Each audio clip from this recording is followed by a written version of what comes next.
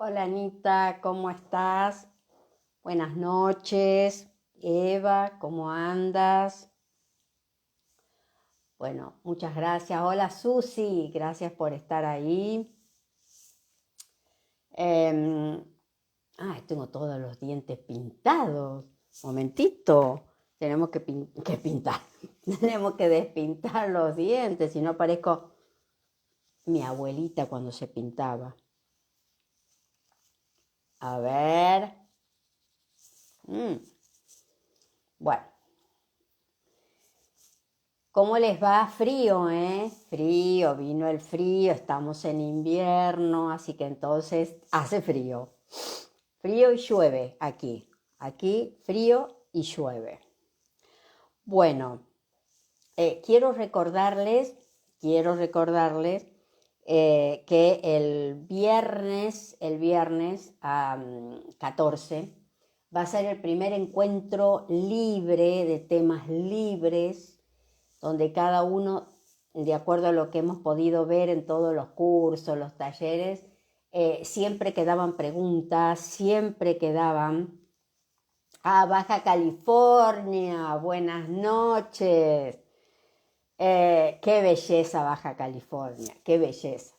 Eh, entonces vamos a encontrarnos cada 15 días, los viernes, empezando este viernes, de 18:30 a 20:30, siempre grabando por Zoom, siempre enviando después del encuentro, se convierte y se sube al mail de cada participante para que lo puedas repasar y demás. Esas 2 horas donde nos encontramos, ¿para qué? Para poder eh, reflexionar sobre lo que está sucediendo en la actualidad, sobre lo que en este viernes, por ejemplo, lo que vamos a hacer es, voy a hablar una parte de esas 2 horas de encuentro del eje nodal que mañana comienza a trabajar por 18 meses que van a ser muy importantes para la humanidad, muy importante, porque quiero recordarles algo. Y a partir de esto, ustedes vayan sacando sus conclusiones. Y tiene muchísimo que ver con este eje nodal. Nosotros estamos en el 2030. No tenemos que esperar 7 años para que accionen con todo lo que quieren hacernos. Porque es real que en esta humanidad ya nos hemos dividido y son 2 bandos. El bando que quiere dominar y el bando en el que por supuesto me encuentro, que va a trabajar y va a luchar por la libertad, por mis derechos, por el derecho de aquellos que me siguen, que son mis nietos, por mis hijos, por todos los que en algún lugar no se dan cuenta de lo que está sucediendo.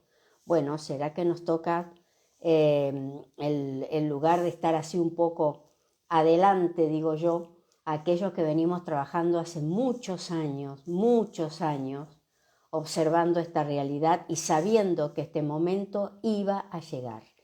Pero no va a llegar dentro de 7 años. Este momento ya llegó porque estamos en el 2030. Y para eso estoy leyendo y nos estamos acompañando con la historia, para mí, la verdadera historia de ese Jesús de Nazaret que marca el final de esta humanidad tal como la conocemos.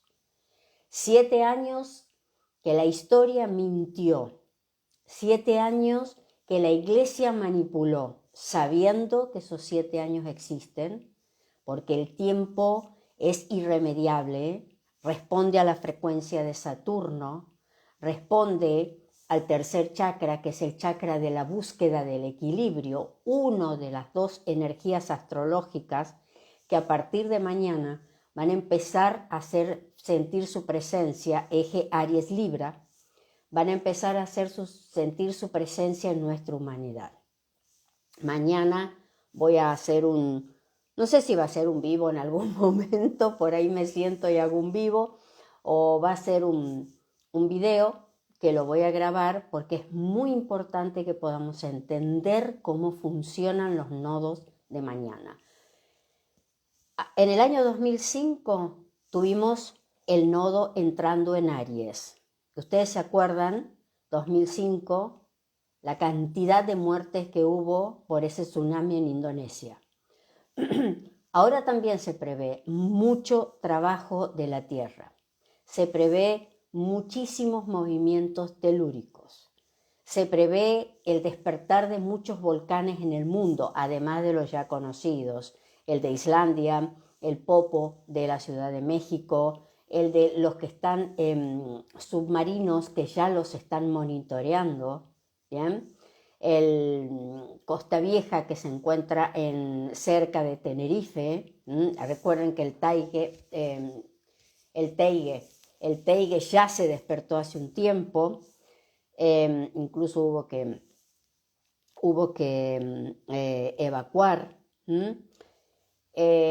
Aries es el piso, Aries es lo que pisamos, Aries es la mente física, Aries es el inicio, pero para que yo inicie tengo que cerrar, tengo que finalizar, en la India, sí, hay una inundación. Nueva York ayer estaba también con muchísima agua. También se viene mucha agua aquí en Argentina. También se viene mucho fuego por lo que va a ser el verano. El clima va a comenzar a ser cada vez más ríspido en muchos lugares del mundo, muchos lugares, ¿sí? Se van a acrecentar el sentido de supervivencia. Aries trabaja el sentido de supervivencia. ¿Por qué? Porque es el nacimiento, porque es el comienzo, porque es el ingreso a la vida, porque es cada vez que nacemos, Aries está saludando ese comienzo en la vida. ¿Bien? Es muy importante. En el año 2005 el nodo estaba en Aries, o sea, hace 18 años. Vamos a ponerlo así, en realidad era el 2012, cuando los mayas dijeron que se cerraba el ciclo.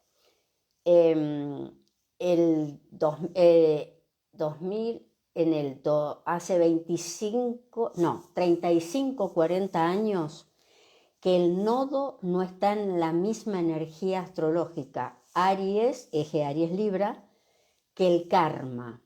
Fíjense, el karma se posicionó en el 2020, hasta el 2027 va a estar ahí. El nodo se va a juntar con el karma y eso es explosivo. Eso significa enfrentarás tus sombras y enfrentarás tus sombras a nivel planetario. Enfrentarás tus sombras a nivel de aquello que no supiste hacer. Recuerden que el karma es del alma y el nodo es humano. Por algo, el nodo gira en el sentido de las agujas del reloj. ¿Bien? En el sentido de las agujas del reloj. Como realmente gira el planeta. Fíjense que en astrología se considera el giro del planeta, es decir, el tránsito de los planetas, en el sentido negativo, que es el sentido del karma. Entonces, Quirón, el karma, aquello que el alma no supo hacer y que necesita que se cierre en esta realidad, va en el sentido opuesto a las agujas del reloj. Y el nodo va en el sentido a las agujas del reloj, ¿bien? En algún momento se encuentran y eso es explosivo porque se encuentra mi pasado kármico con mi presente físico. Y cuando digo físico, ya estoy hablando de todo aquello que yo pueda entender como físico. Mineral, vegetal, animal, humano, ¿bien? Finalmente, toda la vida planetaria. ¿Por qué? Porque el planeta comienza a moverse y nosotros somos 8.000 millones de personas arriba de un planeta que va a empezar a bambolearse porque es su proceso cíclico. Hay mucha gente que indudablemente no está entendiendo para qué estoy leyendo esto. Yo les pido que si no lo pueden entender a esta altura, traten de no verlo y después cuestionarme, porque yo no voy a contestar a cada uno lo que estoy haciendo. Se supone que quien ha llegado aquí has llegado para escuchar una información que tiene resonancia consigo mismo, algo que está vibrando internamente. ¿Para qué? Para que esa frecuencia empiece a despertar otras sintonías, otras situaciones, otras reflexiones, otras ideas. En definitiva, empezar a ver qué es eso de la intuición, ¿no? Esto que alguien lee y explota algo a nivel interno, me despierta algo a nivel interno.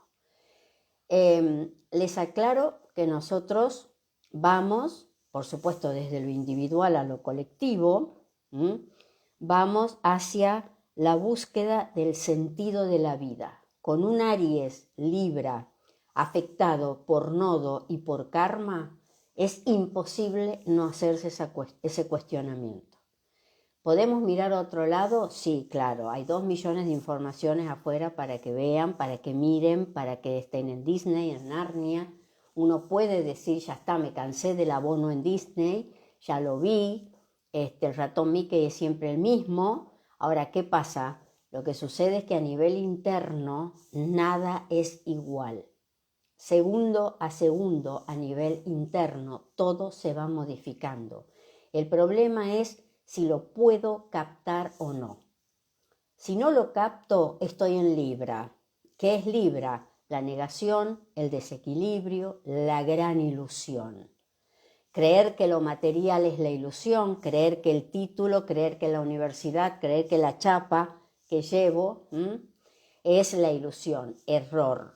Me tengo que ir a Aries. ¿Y qué dice Aries? Solo vas a poder avanzar cuando te conozcas. Si no, no. Si no, te vas a estancar y vas a sentir lo que es la inercia libriana. La inercia libriana es la contaminación energética más profunda que podamos sentir. ¿Por qué? Porque resuena con el nivel 7. Y el nivel 7 para nosotros representa el equilibrio.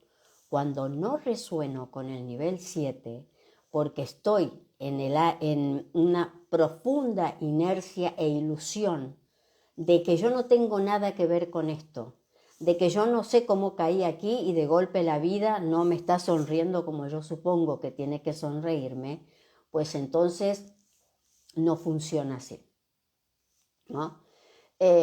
Por eso poder entender cómo funcionamos como seres humanos es otra faceta donde nosotros nos encontramos con este Jesús de Nazaret que viene a cerrar un ciclo planetario que tiene que ver con 22 millones de años cósmicos para nosotros, que se dice muy rápido.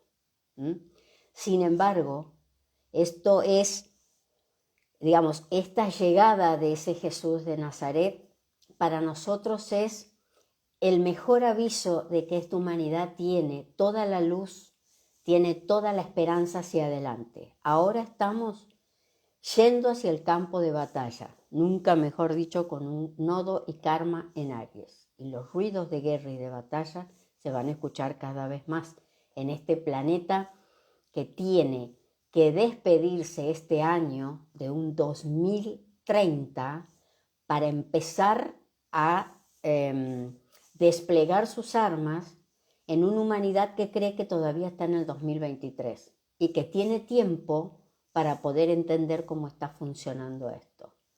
No, no hay más tiempo, no hay más tiempo. Por eso muchas puertas se cerraron atrás, 2012, 2019, y estoy hablando con el 7, El 2012 de los mayas fue el 2019. Y a partir de ese famoso 2019-2020, fíjense cómo empezamos nosotros, que en realidad era otra la historia. En el 2020 creímos que estrenábamos toda la noticia y la información de la agenda, no sé cuánto, no sé qué, no sé. No, en 2020 ya estábamos en el 2027. 2027, 11 la humanidad. 2, la dualidad. ¿Hacia dónde va esta humanidad? ¿A dónde va a establecer esa línea entre la luz y la oscuridad, entre la información que va a llevar al conocimiento o la desinformación que iba a estar cada vez más a disposición a través de ¿qué? A través de Internet, a través de esto que ha venido a reemplazar la presencia, el contacto, todo aquello que conocíamos, y es increíble decirlo, hasta hace 3 años y medio, como algo absolutamente normal. Ha venido a traer más ansiedad, ha venido a traer desasosiego, tristeza, melancolía, y nunca mejor dicho, en ese 2020, cuando se posicionó el karma en Aries, ¿qué fue lo que se empezó a sentir? Se empezó a sentir la necesidad de dejar atrás lo que ya no me servía. Muchas personas empezaron a sentir que tampoco tenía sentido su vida. Y por eso en Libra se producen los cierres. El cierre siempre es un 7. Séptimo chakra. 7 vibraciones, 7 colores, 7 niveles de pensamiento, 7 maneras de ver la vida que después se despliegan en 12. Por eso un mapa astrológico, una rueda tiene 12 grandes campos de conocimiento que no se conocen en una sola realidad porque nosotros vivimos en una matrix. Si no viviésemos en una matrix, nuestra vida sería mucho más sintética. El gran problema de nuestra humanidad es la diversidad de caminos que se nos presentan porque nos tienen que confundir, porque venimos avalando eso, porque todavía no terminamos de ver, no terminamos de comprender y no lo vamos a terminar de hacer en una sola realidad, porque también es cierto que todas las energías, las posiciones planetarias están ubicadas estratégicamente, y en eso nadie embroma al cosmos, porque desde el cosmos es Shambhala, desde donde van ubicando todo el juego estratégico que se despliega a través de la astrología. La astrología que maneja el alma, maneja la esencia, manejan los grandes seres que están pendientes de nuestra evolución, porque a la vez ellos evolucionan con nuestra evolución. Así que no estamos solos, lo mejor está por venir, pero lo mejor va a ser develado por nosotros, trabajado por nosotros, descubierto por nosotros, y ahí es donde yo digo que nos va a faltar asombro. Hay muchísimas cosas que se están torciendo de acuerdo a cómo la idearon los seres que realmente manejan la oscuridad. Y la oscuridad tiene un nombre. El nombre es Nimur. El nombre de la oscuridad para nosotros tiene nombre y apellido. Planeta Nimur. ¿Bien? Mal llamado Nibiru, Hercólubus, Planeta X por la NASA. Fíjense, está oficializado el planeta. Pero vos, para que escondas un elefante, nada mejor que esconderlo entre otros elefantes. Entonces la gente no toma en cuenta. ¿Cómo puede ser Planeta X? No tiene nombre el planeta. ¿Y cómo es que lo están monitoreando tanto? ¿Cómo es que los chinos se van 1400 kilómetros adentro de la Antártida a verlo? ¿Cómo es que el observatorio de Arizona, Lucifer se llama, el ser de más luz? Ah, no, pero para ello es Satán. Encima están confundiendo todo. Lucifer es el único, además del que está en la Antártida, que tiene el infrarrojo necesario para ver el planeta. Porque cuanto avance el planeta, que lo va a hacer, se les terminó el poder. Porque son los seres estos que trabajan para la oscuridad, que trabajan mirándonos como hormigas y cucarachas, son exactamente humanos como nosotros. El problema es que les dimos autoridad con el miedo, con la tristeza, con la melancolía, con la inercia, con todo aquello con la angustia, todo aquello que, por ejemplo, los guías de la raza, los seres de la jerarquía humana, que van a venir en el 2025, van a venir a través de canales, ¿sí?, a ayudar con información, son los que, digamos, llaman a esas partes de nuestra energía física, de nuestra mente física, le dicen la involución. Pero no que nosotros involucionemos y vayamos hacia atrás, eso no se puede hacer, el movimiento es siempre hacia adelante y el movimiento depende de Aries. Entonces, ¿qué es involucionar? Quedarse más o menos en el mismo lugar, no ver, no entender, no reflexionar, porque para eso hay que hacer un gran acto de voluntad, gran acto de voluntad. ¿Bien? Bueno, los invito mañana, si quieren ver el vivo o no sé, pues me puedo sentar a cualquier hora mañana porque tengo que encontrar el huequito para hacerlo. No es que va a ser a las 21 horas como es el jueves el de YouTube.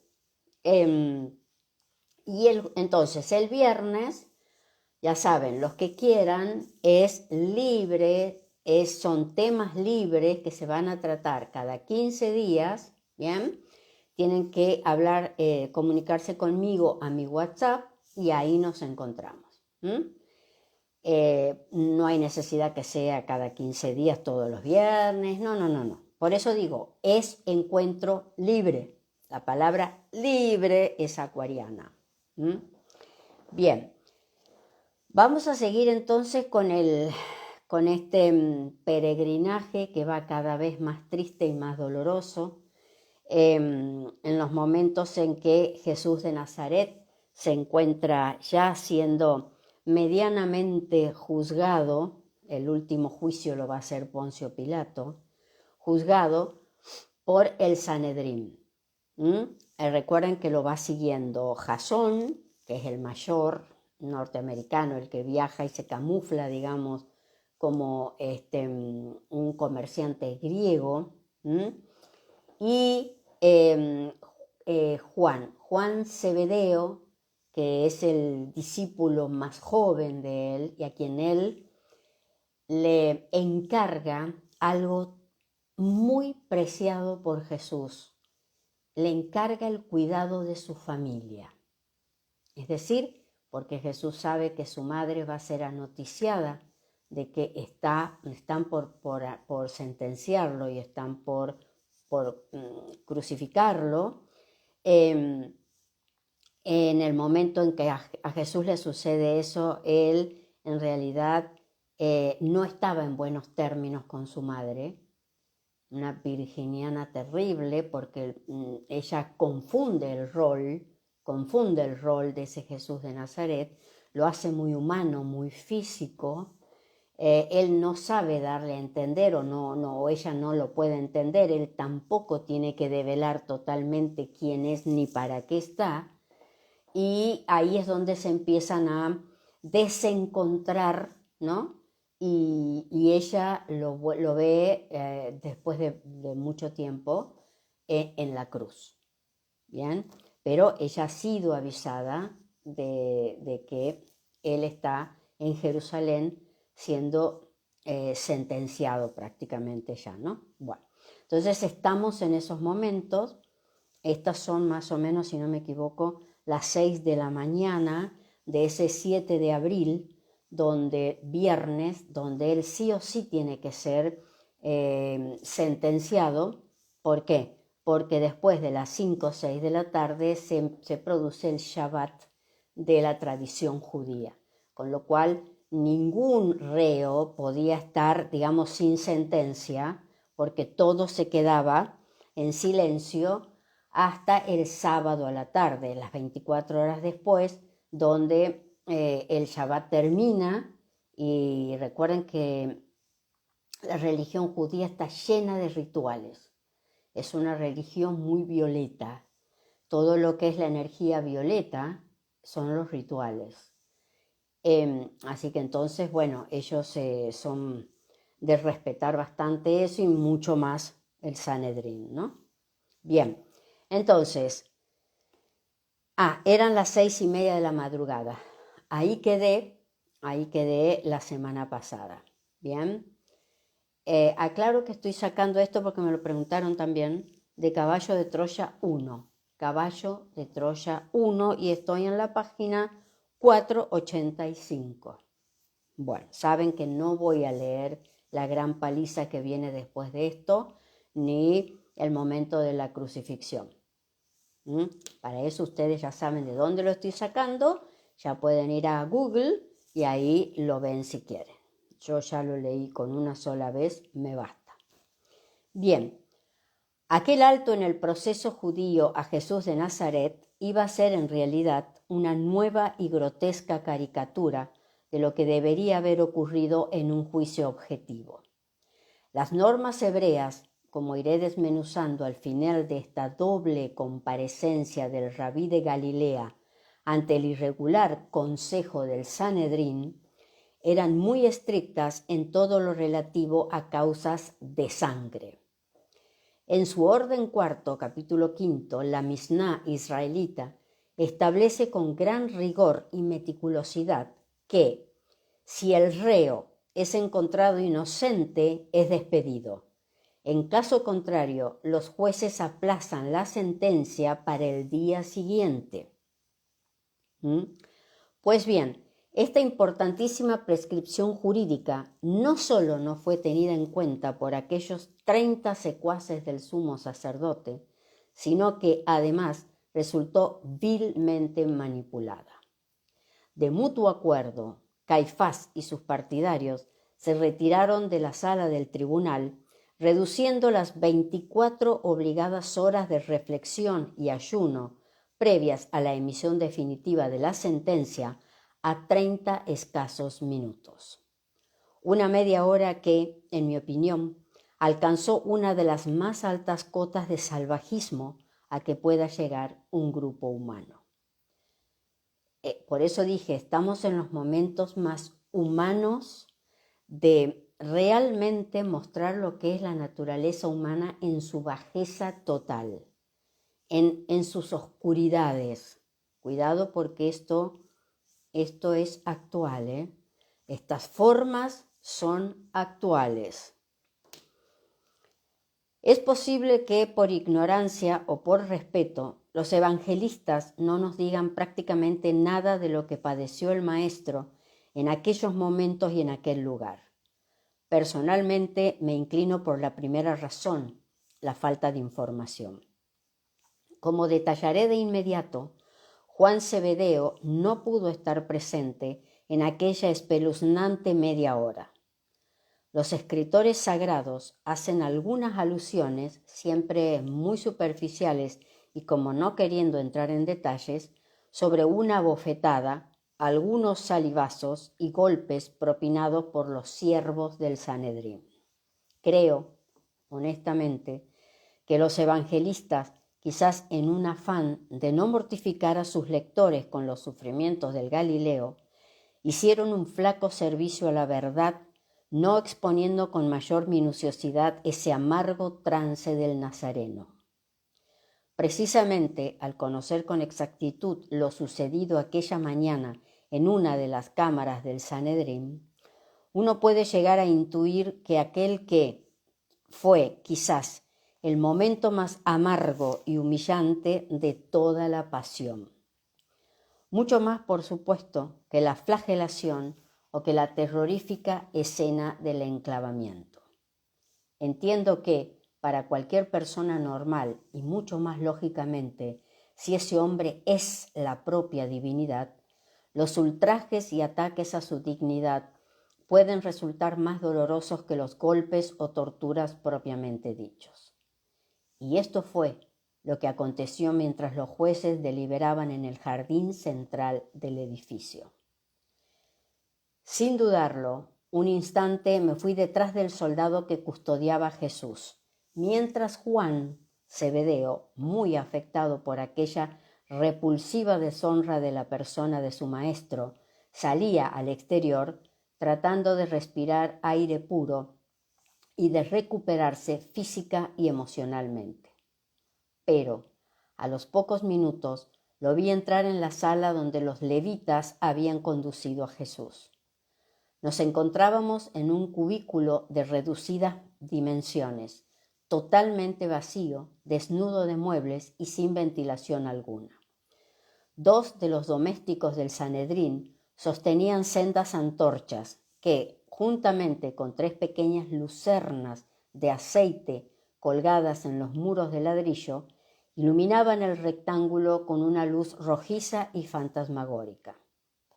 El Nazareno fue situado en el centro del húmedo y maloliente aposento, mientras los policías y criados del templo, una docena más o menos, tomaban posiciones, o bien recostándose sobre las paredes o sentándose en el duro suelo. Mi primera impresión, al comprobar el silencio y total indiferencia de aquellos individuos, fue relativamente tranquilizadora.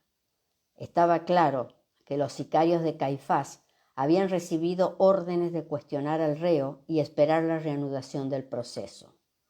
Pero, cuando apenas habían transcurrido un par de minutos, uno de los levitas que había acompañado al consejo se asomó a la puerta, llamando por señas a uno de los que portaban una tea. Después de un breve cuchicheo, el recién llegado desapareció y el de la antorcha dio unos pasos hacia sus compañeros de habitación, transmitiéndoles la orden que, sin duda, acababa de traer aquel policía. Los criados y levitas formaron un corrillo, dialogando en voz baja y dirigiendo continuas ojeadas al preso. Algo tramaban. En esos críticos momentos, Jesús volvió a levantar el rostro buscando con la mirada. Al fin se detuvo en Juan, que seguía muy cerca de la puerta, y sin pronunciar una sola palabra le hizo un gesto con la cabeza, ordenándole que saliera de la habitación. Aquella señal fue tajante, pero el discípulo dudó, respondiéndole con una negativa. El maestro, por segunda y última vez, echó su cabeza hacia la derecha, indicándole la puerta. En los ojos del Nazareno había una fuerza y una seguridad tales que, al final, el zebedeo terminó por ceder, saliendo del lugar. El soldado, testigo como yo, de la silenciosa orden del reo, me interrogó con la mirada, pero solo pude encogerme de hombros. En ese instante no podía entender por qué Jesús de Nazaret había obligado a su inseparable amigo a que nos abandonase. Lamentablemente, no tardaría en averiguarlo. Una vez que Juan hubo salido, el maestro se limitó a observarme durante escasos segundos. En aquellos ojos, semi-entornados como consecuencia de los salivazos ya resecos, adiviné una mezcla de infinita tristeza y resignación. A continuación, bajó nuevamente la cabeza, hundiéndose en sus pensamientos. Aquella tensa calma no tardó en estallar. El grupo de asesinos a sueldo fue rodeando al maestro. Los de las hachas se situaron uno a cada lado de Jesús y, sin previo aviso, el criado, que había recibido la misteriosa orden, se deshizo de su manto, arrojándolo a un extremo de la cámara. A continuación, situándose a 4 dedos del pecho del rabí, levantó sus ojos y comenzó a interrogarle. «Di, príncipe de Belcebú, ¿cómo se llaman tus cómplices?» Pero Jesús no levantó siquiera el rostro. En esos momentos empecé a intuir en qué podía haber consistido aquella orden que acababan de recibir los policías y servidores del Sanedrín. Si no recordaba mal, Anás le había formulado esa misma pregunta. ¿Me están escuchando ahí? ¿Me están escuchando? Chicos, volvimos a conectar. Ah, sí, ahora sí. Ay, Dios mío. Bueno, hubiera decretado que los guardianes que los guardianes del maestro trataran de aprovechar aquellos minutos para seguir interrogando y sonsacando al impostor. Conocemos a Judas, añadió el lacayo con una sonrisa que me hizo temer lo peor. También a Simón, el celota, y a ese Juan Zebedeo. ¿Pero quiénes son los demás? Contesta. El Galileo no parpadeó. Su mirada, fija en las losas grises del pavimento, estaba ausente. Así que te niegas a responder. Y el criado le dio la espalda, avanzando un corto paso, pero instantáneamente se volvió, abofeteándole con la izquierda. El golpe fue tan duro como inesperado, y Jesús se tambaleó. Los restos de los esputos de la mejilla derecha del rabí quedaron adheridos a la palma de la mano del esbirro, quien, con una mueca de repugnancia, sacudió sus dedos una y otra vez tratando de liberarse de aquellas inmundicias. Finalmente, aproximó su mano al manto del nazareno, restregándola sobre la tela. Cuando el soldado intentó cortar aquel súbito y salvaje ataque, uno de los guardianes del templo le tomó por el hombro y, apartándole del rabí, le entregó una pequeña bolsa de cuero, susurrándole que no interviniese y que repartiese aquellas monedas conmigo. El soborno volvió mudo y sordo al mercenario, quien, a partir de ese momento, no se movió ya de uno de los ángulos de la sala. Su satisfacción creció cuando me negué a aceptar mi parte. Recuerden que el gran problema de nuestra humanidad es nuestra vida física. Aquello que sucede en estos momentos y mucho más complicado en los momentos posteriores que van a definir la crucifixión, lo que está mostrando es la fuerza que tiene para nosotros la materialidad, el físico. Hola Franco, el físico, aquello que justamente el alma viene a conocer. Por eso digo, Jesús de Nazaret, aquel que conocimos como Jesús de Nazaret, en un cuerpo físico como Jesús de Nazaret, viene a cerrar un ciclo de materialidad para nuestra humanidad.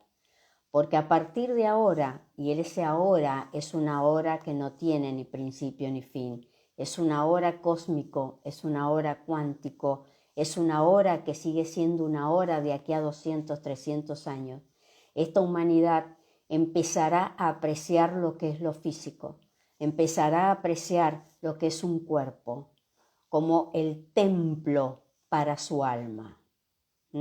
Nunca, ya a cada rato lo dice aquí, nunca podían doblegar lo que era el interior de ese Jesús de Nazaret, más allá de cómo va a quedar su cuerpo.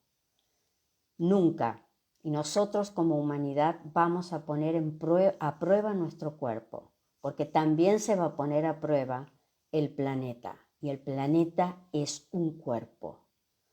Un cuerpo que para nosotros es fundamental porque vivimos sobre ese cuerpo. Porque aprenderemos a tener, y no estoy hablando de consumir una bolsita de plástico menos, no, es algo mucho más grande. Algo mucho más grande que viene justamente a cerrar este Jesús de Nazaret hace 2200 años. Y desde ahí se manipula la historia. Y desde ahí se manipulan las creencias. Y en algún momento más adelante, no mucho tiempo, ya van a empezar a ver cómo estas palabras se van a acordar cuando estábamos aquí reunidos y hablábamos de espiritualidad, porque esto no es religión. Y ahora las grandes guerras que se vienen van a ser por religión y por creencia. Porque lo que está sucediendo en Francia tiene que ver con la religión. Porque muchísimas profecías van a empezar desde los púlpitos de las diferentes religiones a querer asustar con el principio de los tiempos, con el principio de este planeta. Pues no, esa es la religión que manipula, esa es la religión que genera creencia falsa, hecha por hombres, dicha por hombres, pero no por un Jesús de Nazaret. No por un Jesús de Nazaret. Y este es el gran aprendizaje nuestro. Por eso estoy sentada aquí. Si no, sinceramente, hay muchísimos otros temas también, mucho más complicados si se quiere, porque es lo técnico del proceso de evolución del alma. Eso lo van a ver los jueves en YouTube. Pero aquí estamos trabajando sobre la resonancia de esta información y viendo cómo las religiones se encargaron de manipular toda esta información. Toda la información fue manipulada. Y es momento de que nosotros empecemos a poner en eje todo esto, porque lo va a requerir el tiempo que viene. Va a requerir que tengamos que ser fuertes a nivel interno, porque la parte externa nuestra, la carne, el cuerpo, lo material, eso va a ir a desapegos permanentes. Por eso estamos avanzando hacia los grandes momentos de esta humanidad. Y no estoy hablando de 100 años, estoy hablando de 10 años para acá. Porque el 2030 es este año. 2030. A partir de aquí se despliega toda la acción que la oscuridad quiere, porque la oscuridad es el Sanedrín, porque la oscuridad es Anás, es Caifás. Son los soldados que van a estropear la parte material de ese Jesús de Nazaret, pero nunca su parte interna. Nunca la que vino a dejar el mensaje. Porque esto es intrascendente, pero muy necesario porque no hay otra forma de hacerlo, porque este es un planeta físico, porque si yo no materializo, no veo algo físico, no sabría cómo hacerlo, no sabría cómo referenciarme, porque todo tiene que ver con una mente física. Y nosotros estamos por hacer un gran giro como planeta, un gran giro como humanidad. Lo más chiquitito y lo más básico es lo que vivimos todos los días. Pero eso forma parte de un gran conjunto de almas que están trabajando todas para que esto sea, con mayúscula, sea. Así sea. Amén. Así sea.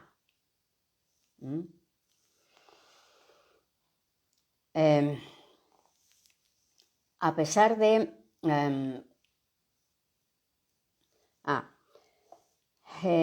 bien, cuando el soldado intentó cortar aquel súbito y salvaje ataque, uno de los guardianes del templo le tomó por el hombro. Ya lo leí esa parte. A pesar del resentimiento que había empezado a quemar mis entrañas, no pude hacer otra cosa que observar y tratar de no alterar los acontecimientos, tal y como marcaba el código de caballo de Troya. Y desde ese instante, una lluvia de puñetazos y bofetadas empezó a caer sobre el maestro. De vez en cuando, entre golpe y golpe, algunos de los levitas volvían a interrogarle. Responde. ¿Cuántos sois? ¿Cómo se llaman tus seguidores? ¿Quién ha tomado el mando? Jesús, con los labios rotos por los impactos, no cedía. Algunos de los puñetazos habían ido a estrellarse contra sus ojos, provocando una lenta pero alarmante hinchazón. En medio de aquella iniquidad quedé maravillado una vez más ante la serenidad y fortaleza física de aquel Galileo. Muchos de aquellos golpes, lanzados con frialdad sobre puntos tan delicados y vulnerables como ojos, labios, oídos, riñones y estómago, hubieran tumbado a un hombre normal. Sin embargo, el nazareno, aunque llegó a tambalearse en varias ocasiones, no dejó escapar un solo lamento, conservando siempre el equilibrio. El hermético silencio del reo fue avivando el furor de los levitas, que arreciaron en sus agresiones. Sudorosos, jadeantes y arrastrados por el paroxismo, aquellos energúmenos No satisfechos con el violento castigo que estaban infligiéndole, fueron en busca de una cántara de agua, sometiendo a Jesús a uno de los suplicios más angustiosos que haya podido inventar el ser humano. Uno de los sicarios se situó a espaldas del Galileo, tirando violentamente de sus cabellos. Automáticamente, el fornido cuerpo se dobló hacia atrás, y un segundo policía procedió a abrir los labios de Jesús mientras un tercero, que cargaba el cántaro, comenzaba a vaciar el agua en la boca del Nazareno. El líquido fue penetrando a borbotones durante varios e interminables segundos, hasta que, finalmente, el rabí se vio atacado por un seco e intenso golpe de tos que puso punto final a la tortura. Sin saberlo, aquellas bestias humanas habían aliviado, y de qué forma, el castigado organismo del prisionero. A raíz del estrés registrado en el huerto de Getsemaní, el maestro de Galilea había empezado a experimentar un grave y determinante proceso de deshidratación que se vería sensiblemente incrementado después de los azotes. El doméstico que sostenía el recipiente de barro se echó a un lado y, mientras el levita seguía tirando del pelo del reo, otro de los esbirros levantó su pierna izquierda, lanzando un puntapié contra el bajo vientre del indefenso prisionero. Fue una de las pocas veces que escuché un gemido en boca de Jesús. El dolor tuvo que ser tan lacerante que, a pesar de hallarse doblado hacia atrás, el tronco y la cabeza del Galileo se enderezaron en un movimiento reflejo, al tiempo que sus rodillas se doblaban. Y en décimas de segundo, el Galileo cayó sobre el piso, golpeándose el rostro contra las losas. «¡Estúpidos!», intervino el soldado, acudiendo en socorro del inmóvil cuerpo del preso. «¿Es que pretenden acabar con él?». El policía, que había estado tirando de los cabellos del maestro, soltó el mechón de pelo que había quedado entre sus dedos y, arrebatándole el cántaro a su compinche, arrojó parte del contenido sobre la nuca del Nazareno. Sinceramente, y puesto que Jesús había caído de bruces, no pude comprobar si, como me temía, había perdido el conocimiento. Al seguir con las muñecas atadas a la espalda, tuvieron que ser los criados y levitas quienes, ayudados por el romano, le incorporasen. Cuando, al fin, acerté a ver su rostro, un escalofrío me recorrió el vientre. Jesús había palidecido en extremo y una de las cejas, la izquierda, se había abierto, posiblemente como consecuencia del encontronazo con el suelo. La nariz, aunque con algunos hematomas, no parecía gravemente lastimada por la caída. Ello me hizo pensar que el maestro aún se hallaba consciente en el instante del choque con el pavimento, pudiendo quizás amortiguar el violento impacto con un giro de la cabeza. La sangre, sin embargo, había empezado a manar en abundancia, cubriendo enseguida la mitad izquierda de la cara. Instintivamente, el nazareno comenzó a inspirar profundamente. Poco a poco fue recuperándose, aunque su rostro no guardaba semejanza alguna con aquel semblante majestuoso y sereno que presentaba al entrar en la sede del Sanedrín. La sangre había empezado a gotear desde su barba, manchando el manto y parte de la túnica. Los secuaces de Caifás, algo más apaciguados, se aislaron en uno de los ángulos de la estancia, iniciando otro cambio de impresiones. Y al poco, el que se había desembarazado de su ropón lo recogió del suelo, lanzándolo sobre la cabeza del rabí. Una vez cubierto, otro de los levitas se aproximó a Jesús, gritándole entre fuertes risotadas: «Profetiza, liberador, dinos, ¿quién te ha pegado?». Y blandiendo un bastón de unos 4 centímetros de diámetro con la mano izquierda, descargó un porrazo seco y aterrador sobre el rostro del silencioso maestro. Este retrocedió unos pasos como consecuencia del golpe, pero antes de que pudiera desplomarse, otro de los criados lo abrazó por la espalda, sosteniéndole. Las carcajadas se contagiaron rápidamente, y uno tras otro, aquella chusma fue participando en aquel juego despiadado. Las bofetadas y bastonazos se sucedieron durante los últimos 10 minutos, y a cada golpe el agresor entonaba la misma y cínica pregunta. Profetiza, ¿quién te ha pegado? Profetiza, bastardo. Hacia las 7 de la mañana, cuando el nazareno, encorvado y apoyado contra uno de los muros, parecía a punto de desfallecer, entraron en la estancia varios levitas, ordenando a sus colegas que trasladasen al detenido ante el consejo.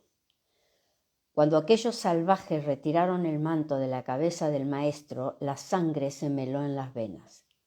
De no haber sabido previamente que aquel era Jesús, creo que no hubiera podido reconocerle.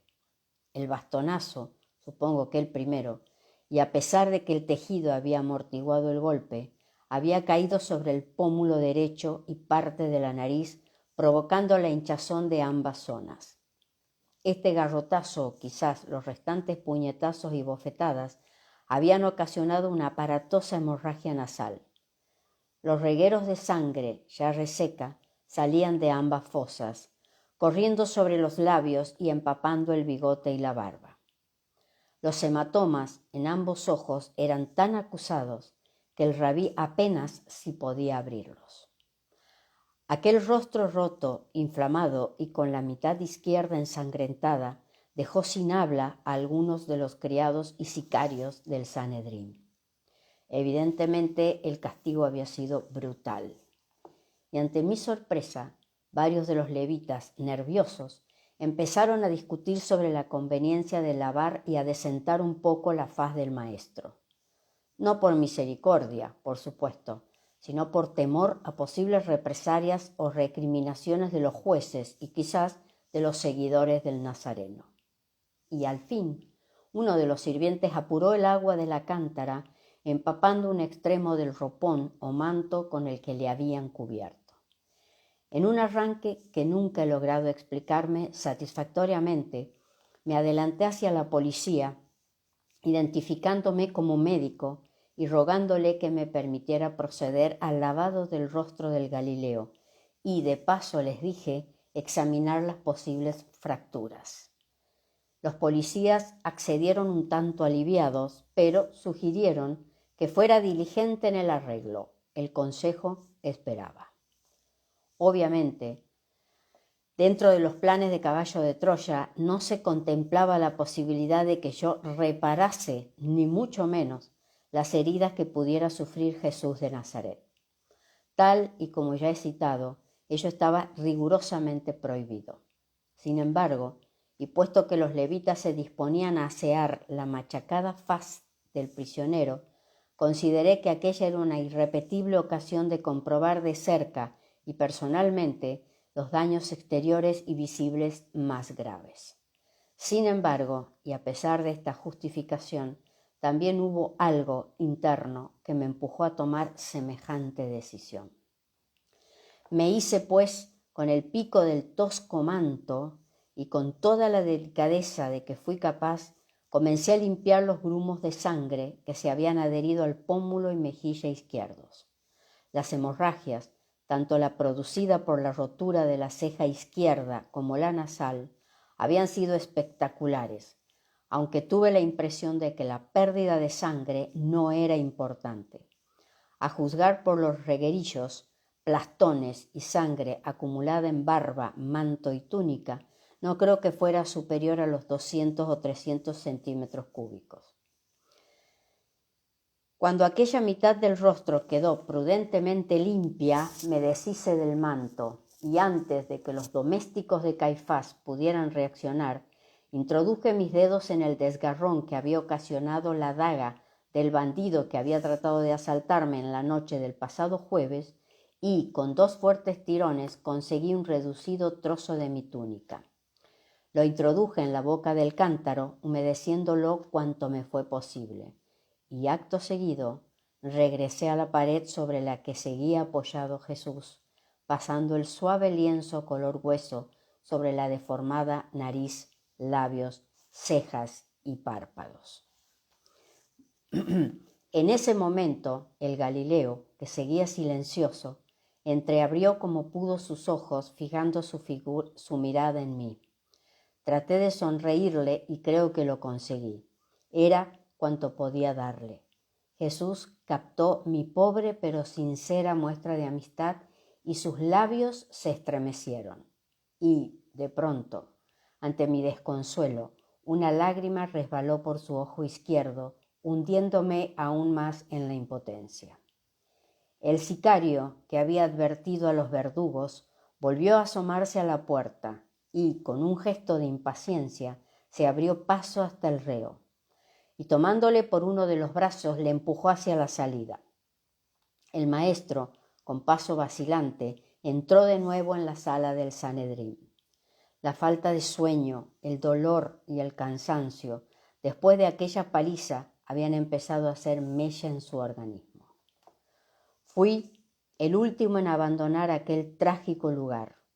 Intencionadamente esperé a que hubiera salido el último de los levitas para, agachándome, recoger el mechón de pelo que uno de los policías había arrancado involuntariamente del cráneo de Jesús. Lo oculté en mi bolsa junto al jirón ensangrentado de mi túnica y me apresuré a reincorporarme al consejo del Sanedrín.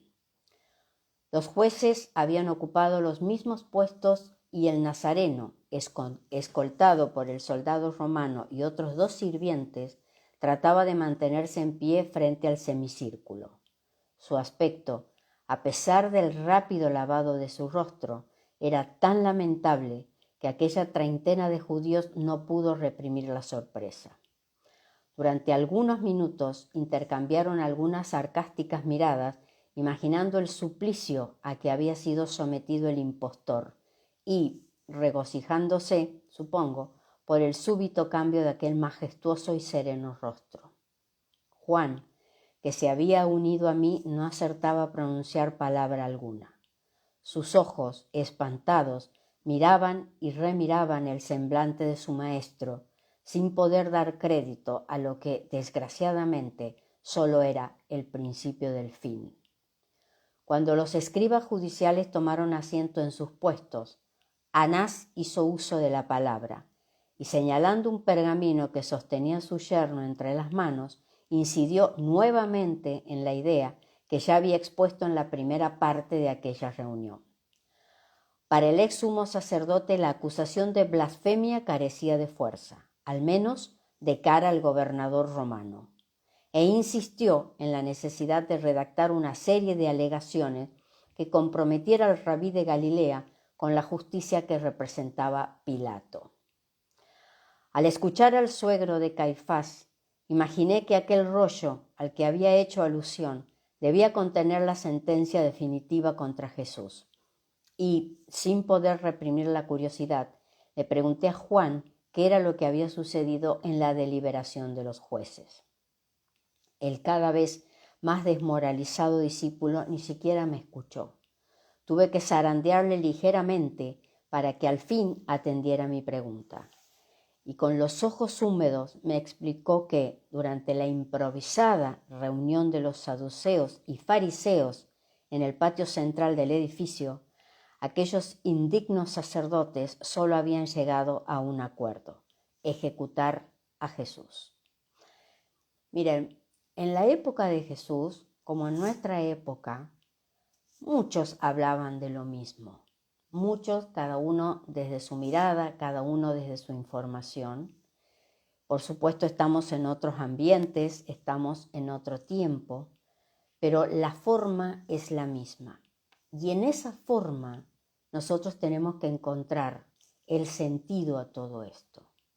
Fíjense, revisen la historia, observen cuál es el pueblo que siempre está en éxodo, cuál es el pueblo que nunca encuentra su tierra, ¿bien? ¿Cuál es el pueblo al que en 1949 las Naciones Unidas tuvieron que inventar un país llamado Israel? El pueblo judío. El pueblo judío es justamente aquel que va a sentenciar a Jesús, pero va a ser el que realmente se va a lavar las manos y va a pasar la posta a Poncio Pilato, porque no se hace cargo de sus fallas, no se hace cargo de todo lo que hacían en el templo, de todo lo que comerciaban, de todo lo que traficaban, y traficaban todo, todo. No hay nada inventado bajo el sol que no haya estado antes. No hay nada que nosotros conozcamos. Es más, cuando uno lee Caballo de Troya, les repito, yo estoy salteando muchas partes que no son para mí importantes en este momento. Ya tenían descubiertas tantísimas cosas que nosotros creemos que hoy son un invento o algo que se le ocurrió a una mente lúcida en un siglo XX. Tenían todo descubierto. Estaban viviendo en un tiempo, sí, en un tiempo donde estaban tratando de encontrar su lugar, ¿bien? Estaban tratando de ver como pueblo que iban a ser. Llamativamente Jesús llega a ese pueblo y marca, genera la impronta de lo que es el creador de nuestra humanidad como judío. Y perdido en la noche de los tiempos, de lo que se llama la sabiduría arcana o sabiduría antigua, se encuentra posiblemente parte de una punta de la verdad de qué papel tiene la raza judía en nuestro planeta, qué papel tiene en nuestro ADN, qué papel tiene la negación con la raza judía. Por eso Jesús va a demostrar, si uno sabe encontrar la perla en la historia, va a demostrar que la parte física, que la parte externa no es lo importante. Y fíjense que nosotros, 2200 años después, seguimos dándole mucha fuerza a la afuera. Eso es un Libra trabajando negativamente, es un desequilibrio. ¿Por qué? Porque se ha olvidado la parte más divina nuestra. Se ha olvidado el alma, se la ha negado, se la ha sometido a juicio, se la ha desterrado de la vida de muchísimas personas, por supuesto porque es intangible, por supuesto porque no la vemos, pero sí vemos las consecuencias de sus actos. Porque cuando en un mapa astrológico uno puede observar lo que es el karma, lo que es ese planeta representado por Quirón, que es el gran abandonado y el gran desterrado. El gran destierro es un alma que viene a este planeta a vivir a través de un cuerpo. Y resulta que con el paso del tiempo se olvida que esto es un cuerpo nada más, que no se lo va a llevar. Se olvida de convertirlo en un templo, pero para eso también el humano, dueño de ese cuerpo, dueño de una mente física que sabe cómo sanar, curar, alimentar, trabajar con ese cuerpo, debe también proceder a espiritualizarlo. Todo tiene que ser espiritualizado. ¿Y qué significa espiritualizado? ¿Para qué sirve? ¿Cuál es el sentido? ¿Cuál es el sentido de todo lo que uno vive segundo a segundo? Porque todo queda registrado. Así como hoy hablamos de la nube de Internet, bueno, la nube para nosotros es el etérico. La nube es aquello que en la sabiduría antigua se llama el akasha. La nube es aquello que en los escritos sánscritos se llama el akasha, que es la gran red cósmica de donde nosotros extraemos la memoria, realidad tras realidad, para que no olvidemos quiénes somos y para qué estamos. En esos devenires nos vamos a encontrar cada vez más a medida que nos acerquemos hacia lo que en las religiones se denomina la gran tribulación. La gran tribulación es el gran hundimiento de esta humanidad para ver cómo salimos de ahí. ¿Por qué? porque 2200 años después de este juicio, que es un juicio memorable a nuestra humanidad, seguimos mirando lo físico. Seguimos dándole importancia a qué, a la exposición, seguimos dándole importancia a todo lo que significa acumulación, seguimos dándole importancia a todo aquello que supuestamente nos individualiza del resto, porque el resto no es nada, porque no tiene, porque no puede o porque no quiere. Entonces, cuando podamos entender y saber para qué estamos leyendo esto, Caballo de Troya 1, ¿bien? Vamos a poder ir atando, vamos a poder ir reflexionando, vamos a poder ir introyectando otra energía que no es la de simplemente escuchar esto que está sucediendo. Esto que parece una película tétrica, porque cuando uno puede dimensionar que, ay Dios mío, me ha entrado algo en el ojo, que estamos observando el juicio a un ser divino que vino a este planeta con exactamente el cuerpo como el nuestro, un cuerpo como el nuestro. Bien, que no vino ni volando, ni en plato volador, no vino ni planeando, ni nada. Vino como nosotros somos, para recordarnos que, cuidado con lo que hacen con esto, porque esto es la ilusión. Cuidado con tomar agua toda tu vida para que de afuera te miren y te olvidas lo de adentro. Cuidado con creer que la vida va a funcionar porque sí, sin que tengas que generar voluntad para que funcione. Cuidado con todo eso, porque existe fuera de nosotros todo un cosmos que trabaja para que el cosmos mismo, ¿sí? Cosmos significa orden. Aquello que está desequilibrado y desordenado va a ser equilibrado y desordenado, nos guste o no nos guste. Porque no tenemos a quién quejarnos, no hay ninguna figura humana que represente realmente un Jesús de Nazaret. Para eso estoy sentada aquí. En algún momento esto se va a terminar, esta serie Caballo de Troya se va a terminar, porque después vienen otras cosas, después viene otra información, y vuelvo a decir, en un futuro no tan lejano, cuando nuestras creencias vayan a ser puestas a prueba, se van a acordar de esto. Se van a acordar cuando posiblemente nos gane el miedo, nos gane la tristeza, de ver cómo esta humanidad entra en un verdadero desfasaje.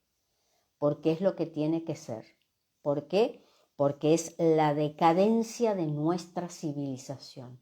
Es la muerte de nuestra civilización. 2200 años atrás, Jesús vino a decirnos eso. Miren que se acaba la historia tal como ustedes la conocen. Miren que esto tiene que tener un rumbo definitivo. ¿Por qué? Porque ustedes prometieron estar aquí y para eso vamos a trabajar todos en equipo. Y no me importa el 90, 60, 90, el mejor auto, la mejor casa o el mejor viaje. Eso es para que te diviertas. Porque si dentro tuyo no hay armonía, no hay paz, no hay calma, no hay la necesidad de todos los días de agradecer cuando te levantas, de agradecer cuando te acuestas, de agradecerle a tu cuerpo que te acompañó hasta ahí, mal, bien, como sea. El problema es que todos estamos viviendo la vida del alma en un cuerpo físico. Y eso es espiritualidad. La religión no es espiritualidad. La religión, vuelvo a decir, es la gran manipulación de la historia nuestra. La verdadera espiritualidad la tiene cada uno. No tiene que ir a ningún lado a buscarla. Nadie tiene que decirnos qué tenemos que hacer, qué no tenemos que hacer, porque para eso tenemos una dirección interna que es una brújula perfecta hacia dónde tenemos que ir. Se llama intuición. ¿Cuándo no funciona la intuición? Cuando me quedé con el afuera, cuando me quedé con la tristeza, cuando me quedé con que mis cosas no se dan, cuando me quedé con que no sé por qué el de al lado es más feliz que yo. Habría que preguntarle al alma de cada uno. Cada uno está donde tiene que estar, como tiene que estar, en el momento que tiene que estar. Tal como diría Jesús, quien tenga oídos, que oiga.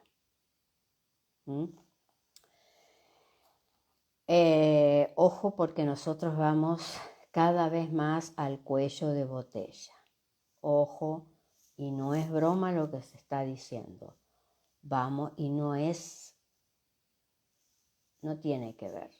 Tiene que ver con todo y no tiene que ver exclusivamente con una mirada básica y corta respecto de solamente lo que está pasando en la vida de uno o lo que está pasando en el vecindario o no, es mucho más amplio. Cuando podemos ampliar nuestra mirada, ampliamos la mirada de la mente, nos decretamos y nos declaramos seres capaces de comprender y de entender, por lo tanto, seres hábiles para tener más información. La mirada es hacia adelante, ya no hay mucho tiempo para mirar atrás. Porque esto viene vertiginoso. Un Urano trabajando en Tauro hasta abril del 2026, junto con toda la tropa de los otros planetas que son activadores de información, o sea, de chakras, activadores de información, va a mostrar quién es o quiénes son los seres humanos que pueden avanzar y los que no se quedan. Y los que no vivirán su propia historia, pero no la historia del resto, que es la historia de encontrar el camino, la historia de esclarecer el camino, de, a pesar de todo, seguir riendo, seguir disfrutando de este mundo, sabiendo que estamos desapegando segundo a segundo una forma de ser que no va más, que aquí en este juicio se está dando final a esa forma de ser, aunque por supuesto este Jesús de Nazaret no lo iba a decir así porque puesto en un tiempo básico de la Matrix 2200 años atrás, si hubiese hablado de que todo tiene que ver con un planeta que cíclicamente ingresa en convulsión, como el planeta Tierra, porque se enfrenta con otro planeta que viene justamente como si fuese un eje astrológico, ¿bien?, a enfrentarse con otro planeta, como sucede en todo el cosmos. Por eso los planetas son de fase positiva o fase negativa. Nuestro planeta es fase negativa. ¿Bien? Nuestra humanidad es negativa. Nosotros somos seres humanos negativos, almas negativas. ¿Bien? Por lo tanto, atraemos la oscuridad, atraemos la tristeza, atraemos todo aquello que no tiene que ver con la mirada de la luz, la mirada de la esperanza. No, a esa la tenemos que buscar bajo tierra. Y buscar bajo tierra simbólicamente es hablar de la presencia de los ciclos de muerte que nosotros tenemos que generar, porque la muerte también es una necesidad voluntaria del alma de terminar un periodo para volver a ingresar otra vez en una nueva vida, porque sabe que la realidad y la vida se diseñan hacia adelante. No es la inestabilidad de creer que tenemos que estar siempre en el mismo lugar, ¿no? Eso es, como dije hace un rato, involución. No hay que mirar tanto atrás porque lo hecho está. Y muchas veces, en un desfasaje de la psicología, uno se queda mirando atrás para negar el presente y por lo tanto estoy negando el futuro que tengo que construir desde este presente. Y sigo manejándome en un tiempo básico, porque en realidad todo es lo mismo. Cuando Nuestras mentes se posicionan para escuchar esto. Estamos en este año. ¿De dónde? Del primer milenio después de Cristo. Estamos ahí. Nuestra mente atenta escucha eso porque es una parte de su ADN. Es una parte porque es una extensión de ese Jesús de Nazaret que es nuestro verdadero Padre. Repito, cuando nosotros decimos Padre nuestro, lo estamos nombrando a Él. Ni siquiera sabemos lo que es aquel que le decimos Dios, que tan falsamente se han encargado de mentir las religiones. ¿Para qué? Justamente para confundir, porque en la confusión, ¿no? Esto de río revuelto, ganancia de pescador, lo mismo con la humanidad. Y esos ciclos, grandes ciclos cósmicos, aunque parezca mentira, aunque cueste escucharlo, aunque cueste reflexionarlo, se van terminando. Porque esta humanidad tiene que morir a esta forma de ser para ser otra. Y eso nos lo va a demostrar ahora, a partir de poquito tiempo, lo va a demostrar la naturaleza, lo va a demostrar nuestra naturaleza. ¿Por qué? Porque el alma, en un gran acto de voluntad, acto que es incluso apenas nace de gatear, de hablar, de caminar, de dar su primer paso, esos son grandes actos de voluntad para movilizar un cuerpo, ¿bien? Son actos de voluntad. Esa naturaleza va a empezar a salir, ¿por qué? Porque va a empezar a aflorar en nuestro ser individual, cada uno, nuestra historia más profunda, nuestra biografía más profunda, para ir buscándonos energéticamente quiénes podemos ser parte de qué grupo de esta humanidad, porque tenemos tareas determinadas, porque tenemos energía determinada, porque tenemos justamente información determinada a desarrollar. Ningún ser humano va a poder quedar en el camino, a no ser que quiera quedarse en el camino. Todo va a ser voluntad. Mañana se posiciona el nodo en la energía de Aries, y Aries tiene en el 50% de su información, que tiene que ver con el chakra base, con el chakra laringio, la vibración azul. Y la vibración azul es el pensamiento de voluntad a evolucionar, voluntad para moverse, voluntad para salir de la inercia. Por eso se contrapone a la información de Libra. Libra es la inercia porque es negativo, Aries es positivo. Y Aries controla lo físico porque es la mente física, por eso es la cabeza simbólicamente. La cabeza. Bien, vamos un poquito más.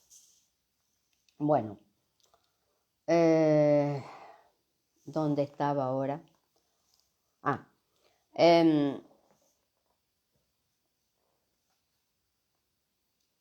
Al escuchar al suegro de Caifás, imaginé que aquel rollo al que había hecho alusión debía contener la sentencia definitiva contra Jesús. Y sin poder reprimir la curiosidad, le pregunté a Juan. Ya está, ejecutar a Jesús. Juan, a pesar de haber permanecido muy cerca de los jueces, no llegó a conocer el texto de la sentencia, redactado por el propio Caifás y después de no pocas discusiones. Por un momento creí que el sumo sacerdote leería la acusación o acusaciones, pero no fue así. Después de varios rodeos y divagaciones por parte de los allí congregados, 3 de los fariseos se levantaron de sus asientos, renunciando a seguir en aquel proceso. Aunque se mostraron conformes con dar muerte al rabí, su tradicional sentido de la pureza les aconsejaba, según manifestaron públicamente, no formar parte de aquella flagrante ilegalidad, a menos que el nazareno fuera conducido ante Poncio, o sea, ante Roma, una vez que se le hiciera saber por qué había sido condenado. Caifás no se conmovió por este desaire de los llamados santos o separados y, después de consultar con el resto del tribunal, dio por aplazada la vista. Y a las 7:30 de la mañana, los saduceos, escribas y los escasos fariseos que se habían mantenido fieles a Caifás desfilaron por segunda vez ante la maltrecha figura de Jesús de Nazaret. El maestro no tardó en seguir los pasos de sus jueces. Fuertemente escoltado, el Galileo permaneció unos minutos en el jardín interior del edificio del Sanedrín. En una de las esquinas, Caifás y sus hombres siguieron discutiendo acaloradamente. Volvieron a entrar en el hemiciclo y, al cabo de un rato, reaparecieron en el patio central. El voluminoso sumo sacerdote llevaba 2 pergaminos en su mano izquierda. Aquello me extrañó. Acto seguido, Caifás se puso a la cabeza de los levitas y siervos, ordenando que extremaran el cerco en torno al blasfemo, mientras se dirigían al cuartel general romano. Anás y la mayor parte de los jueces se despidieron de Caifás, regresando al interior de la estancia donde se había celebrado aquella primera parte del proceso. Judas Iscariote, que no había cruzado una sola palabra con nosotros, se unió también a la comitiva. El sumo sacerdote en funciones, la media docena de saduceos y el pelotón que rodeaba al maestro se adentraron en las calles de la ciudad alta en dirección a la Puerta de los Peces. Al cruzar frente a los bazares, las gentes se levantaban saludando reverencialmente al sumo sacerdote. En mi opinión, ninguno de los asombrados testigos llegó a reconocer a Jesús. Los hematomas de sus ojos, nariz y pómulo derecho habían deformado su rostro hasta hacerse irreconocible. Mientras marchábamos a toda prisa hacia la fortaleza, reparé de nuevo en los 2 rollos que portaba Caifás. ¿Qué podían contener? ¿Se trataría de la sentencia que debía mostrar a Poncio Pilato? En mi mente giraba sin cesar aquel anuncio del tribunal, prometiendo una segunda parte en el proceso. Si mis informaciones eran correctas, Jesús no volvería a pisar el Sanedrín. ¿Qué iba a suceder entonces? Bien, vamos a dejar aquí porque la verdad es que ahora viene toda la parte del enjuiciamiento y se ha hecho muy largo. Bueno, les recuerdo entonces, mañana voy a hacer el video de los nodos que van a ser muy importantes. En el 2005, el nodo, ¿para qué estás? ¿Quién sos? ¿Para qué viniste? ¿Bien? Que responde a ¿qué? Al impacto del karma, o sea, de Quirón, estuvo en el 2005, estuvo en Aries. ¿Bien? 2005, cada uno puede mirar en su vida qué sucedió en ese 2005.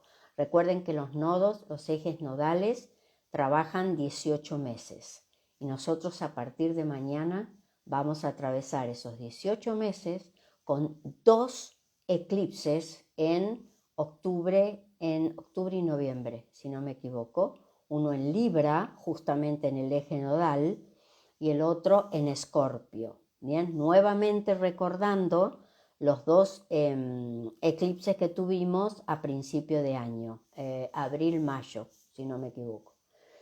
Y cada 35-40 años se da el encuentro raro, pero se da, el encuentro del nodo y el karma en el mismo eje nodal, es decir, Aries-Libra. Eso se da cada 35-40 años. Así que también es un buen ejercicio poder mirar qué pasó, qué sucedió en la vida de cada uno, 35, 40 años. Depende de cómo se fueron dando, ¿no? Y justamente con este eje Aries-Libra del nodo, nosotros vamos a ir hasta el 28 de enero del 2025. Pero el karma, Quirón, va a seguir hasta el 2027, o sea, el 2034. Recuerden algo.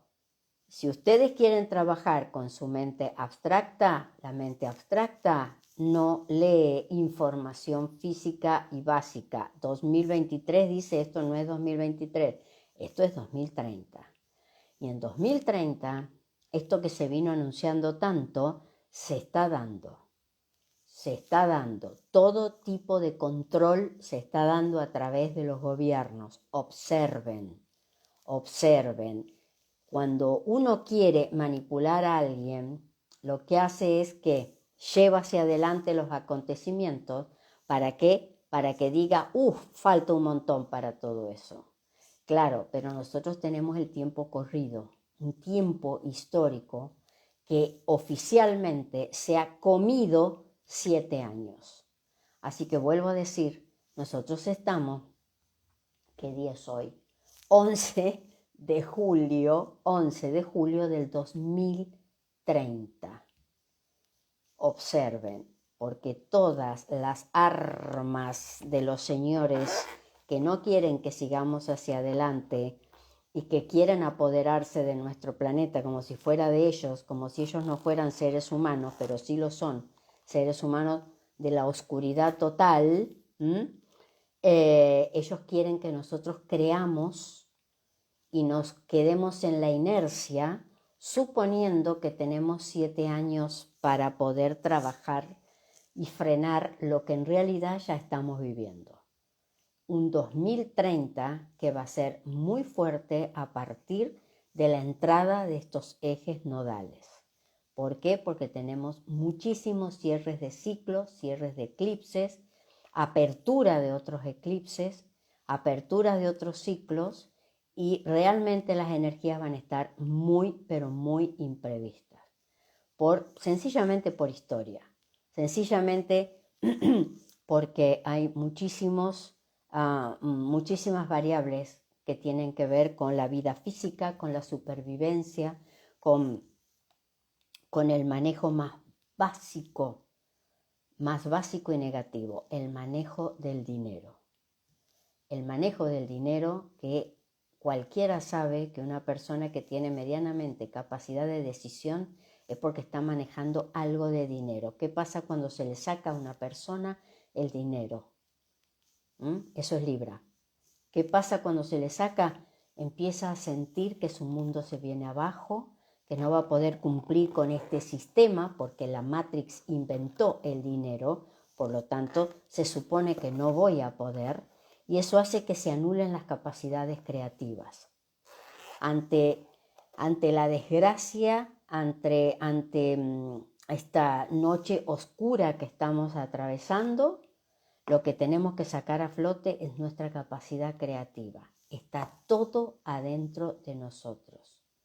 Pero ojo, no tenemos que estar descuidados de la afuera. No tenemos que estar descuidados de la afuera. Porque en el afuera es donde tenemos los enemigos visibles, que es el sistema. Y al sistema no le interesa que yo sea libre, al sistema no le interesa que yo no me adhiera a ningún culto, al sistema no le interesa que yo, a pesar de estar en cualquier lugar del mundo, sola, acompañado, como sea, pueda salir adelante. No le interesa.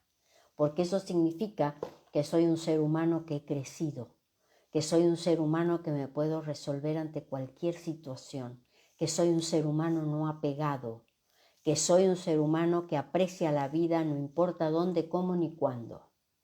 Eso no les interesa. Les interesa la tristeza, la muerte, la agonía, el miedo. Han establecido el miedo como la emoción básica detrás de cualquier decisión. Cuidado con eso.